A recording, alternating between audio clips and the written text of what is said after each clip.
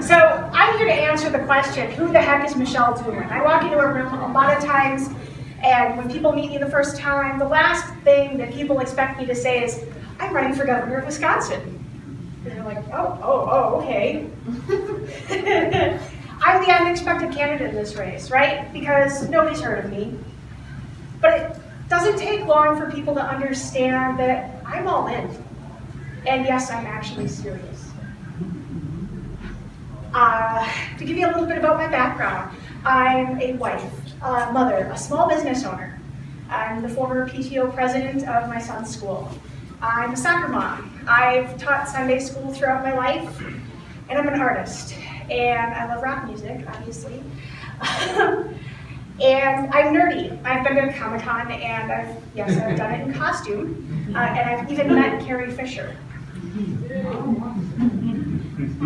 That was a really awesome moment. I consider myself a bit of a Renaissance woman. I'm curious. I'm willing to learn.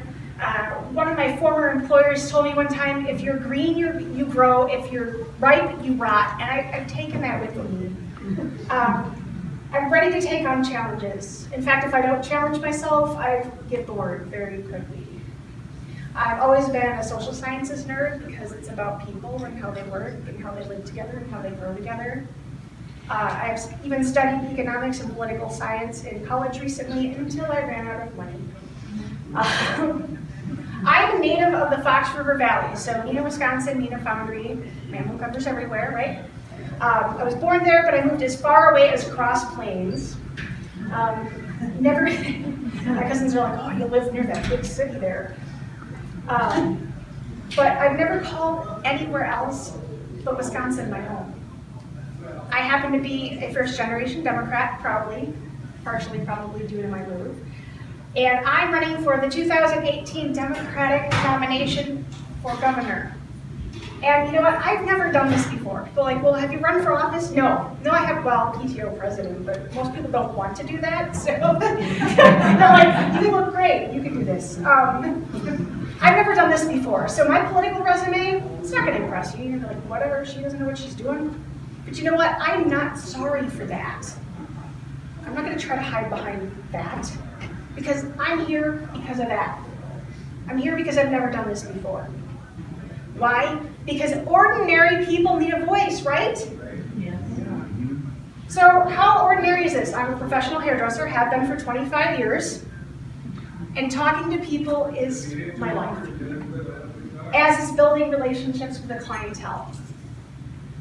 And I'll tell you, I love going to work every single day. And 75% of that probably is just the people I talk to. People feel free to share things with me that they won't tell their spouses. I bet you that doesn't actually shock you.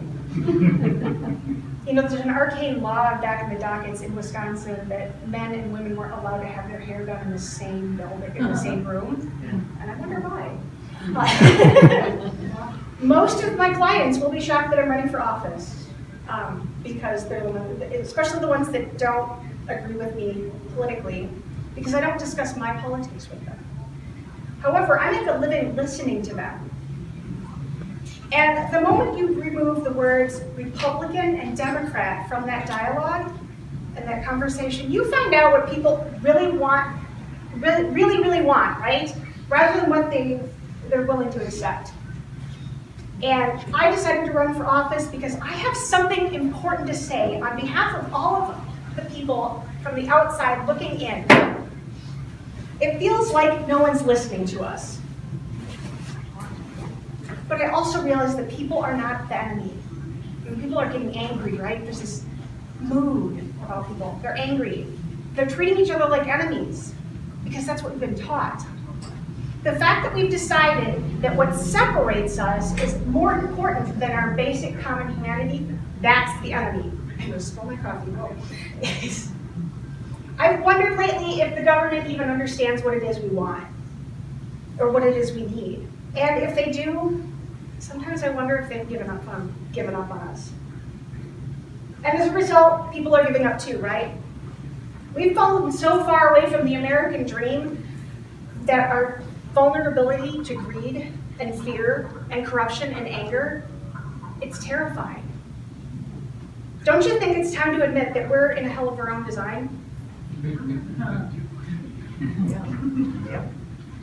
I'm running for governor because I believe we've been far too accepting of more than a decade of struggle being told that's what we deserve. We deserve it. We're in this place because we deserve it. It's time that it's time that those who have twisted Wisconsin and our lives into something we no longer can recognize are held accountable. You know, you can't just be in control without being in charge. In a democracy, the government is not supposed to be separate from the people. And the most important voice in a democracy is ours. But people don't feel like they can make a difference. I mean, people are like, well, I don't want to vote because, you know, it's not going to make a difference. Wait a minute. Our voice is the most important voice in a democracy. A less than 40% voter turnout is not a country run by its people. And top-down government strategy doesn't serve us. And we're still signing their paychecks to our own detriment, right? Wisconsin's waited long enough for someone to put us first. So what am I going to do about it? I'm going to be the change that I want to see in Wisconsin. And then I'll let the voters decide whether or not I'm right for them. There are just some things I'm not willing to do to win an election.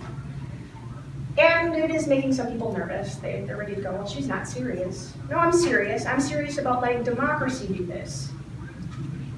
Playing by the rules that the old guard has set out is one of those things I won't do.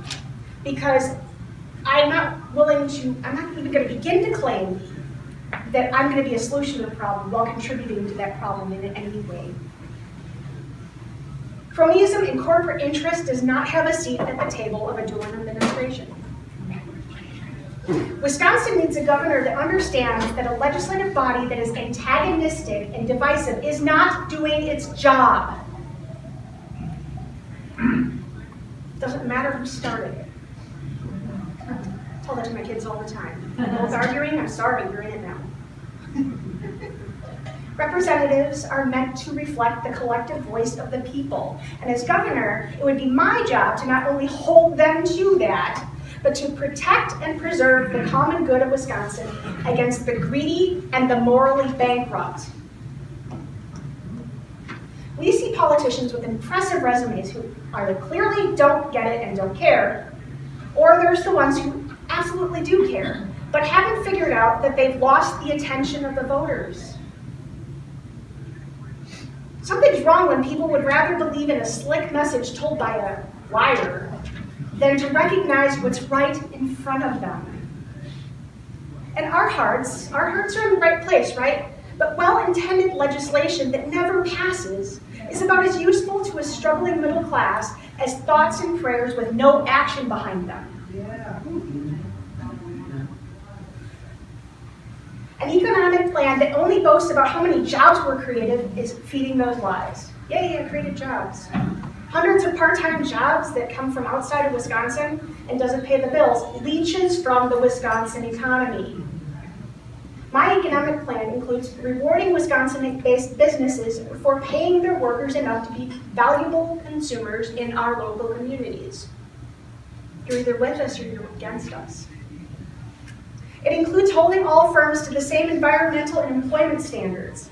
Foxconn should not be able to play by different rules than Harley-Davidson. Yeah. Yes. While they take their profits elsewhere. Yeah. Pardon me if I don't clap for Walker's stupid business issues in there. I'm sorry, but I've kind of been needling him on Twitter about it. Nobody cares, but there you go. Instead of ruining our resources again and sending the profits elsewhere, like mining does, why don't we create jobs by, filling in the holes, improving roads, improving infrastructure, and improving communication? Like, I have no cell phone signal out there. I'm like, I'm lost. It's a good thing I was right outside the building. I think I have a map in the glove box. I'm not sure anymore.